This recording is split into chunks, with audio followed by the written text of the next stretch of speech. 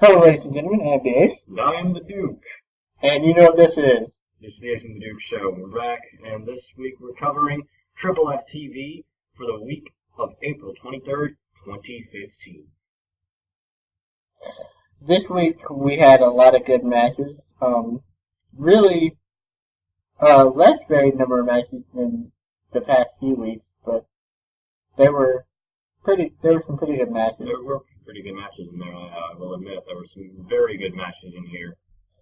But, the first match, we saw Jack Anderson, the new face of the Triple F, defeat Communicate Brown by pinfall. Which I was really surprised about, especially considering the beating Horatio laid down on Jack Anderson just last week on No Man's Land. That is very true. So I don't know what exactly happened here. Maybe Cody was just off his game today or something. Maybe. That day. I mean, it happens to everyone. It does. It does. But in the next match, we had another member of Deadly Darkness, The Undertaker, take on The Future. And again, Deadly Darkness lost, and The Future won. Against The Undertaker. Which, again, I was surprised about, because The Undertaker is like one of the biggest stars in all of wrestling history, and he just lost to this guy. But, anyway, I guess that's really all we have to say about the match. It was a very, very surprising And this is going to be a fast video, guys. But we do, again, have another special guest, which we will introduce later on in the video. So, coming up next, we have the Oogie Boogie Watts versus Deadly Darkness match. And once again, Deadly Darkness lost, because they lost every match this week, I believe. I mean, they could not catch a break this week. They could not. Oogie Boogie Watts defeated Deadly Darkness Easily. Not easily. It took a while. It took a very long time, but they did it. Yeah. Which I was shocked about, considering I honestly thought Deadly Darkness was going to win this one. I mean, I seriously thought Cody would take his match and use that to build his rage or something in SmackDown, but I don't know. It's just. But the rage is coming, because we are going to talk about one very special match that is being brought back really soon at the end of this little show here. But moving on to the next match, Sting versus Paris Dahmer. And Sting is part of Deadly Darkness now, so we all know what this means for this week. Sting lost. Moving on, because obviously that match didn't last very long. You can see the pattern here. We have a Triple F TV match where the Real Deal fought the Ubiquitous Tornado, and this was actually a really good match, in my opinion. This was probably one of the top matches of the week. It really was, yeah.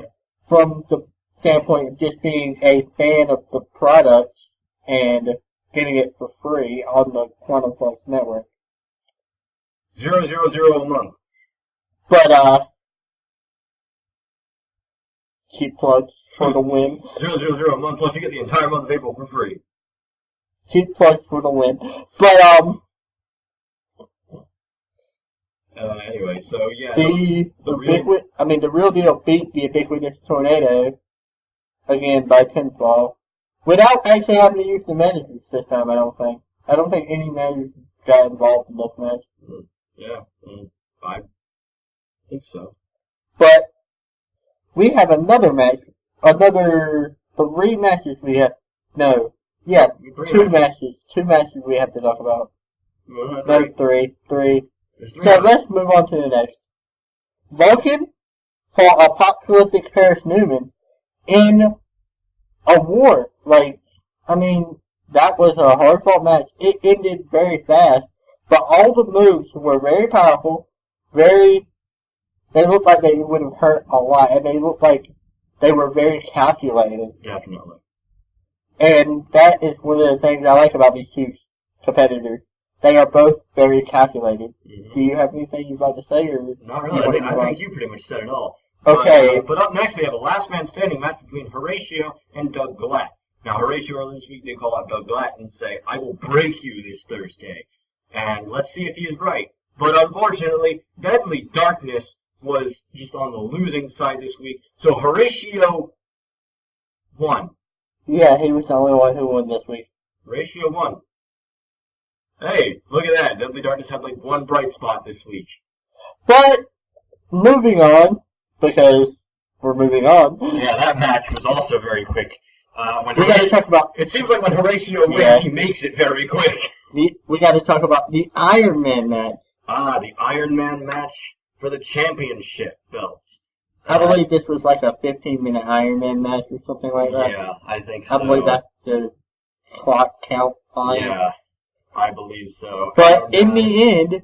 Well, first of all, let's talk about a little bit before this. Dynamite Danny decided to use his contract rematch clause to challenge the Dark Passenger for his title back. And in this Iron Man match, the Dark Passenger defended. The Dark Passenger defended his title. Dynamite Danny is not getting the championship back anytime soon. So now we officially have a new champion for at least a few weeks. But okay, so there were how many different types of matches this week? 3? Let's see. There was the Iron Man match. There was the Last Man Standing match.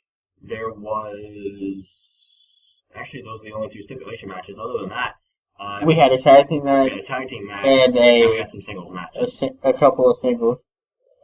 But the point I was putting that up for, and you've probably seen it, Cody the Kid Brown on the Facebook group has talked to a couple of people, got in the ear of one of the owners of the company, and brought back one of the deadliest matches in the game ever.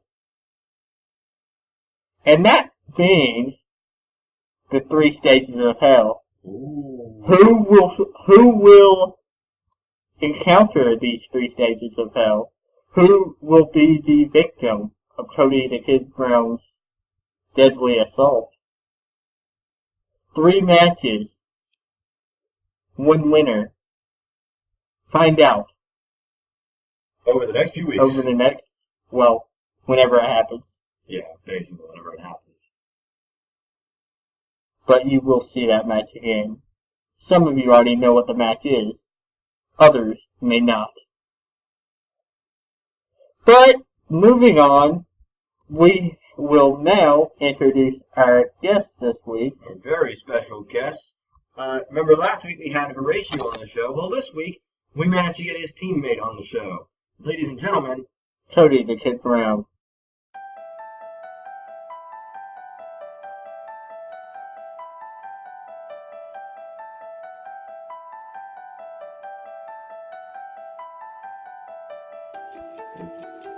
Welcome to the show, Cody. How are you?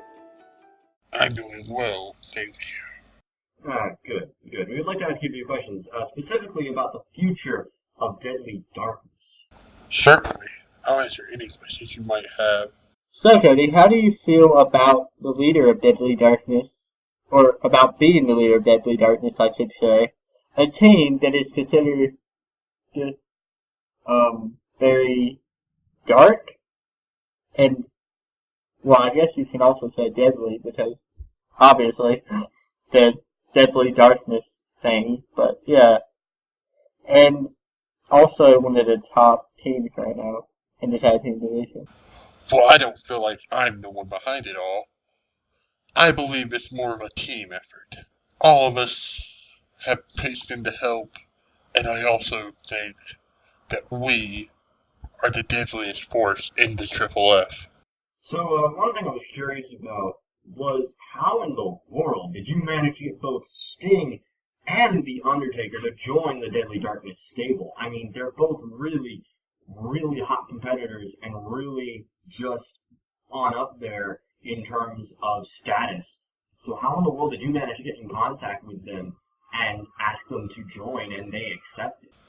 A man like myself, I do not reveal my secrets.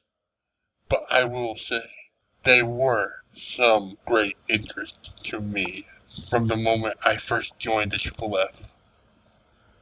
And that is why I got them. And that is also why I will have the championship at the pay-per-view. Speaking of the number one contender spot, how do you feel about the chance to challenge for the title? I'm overconfident, I should say.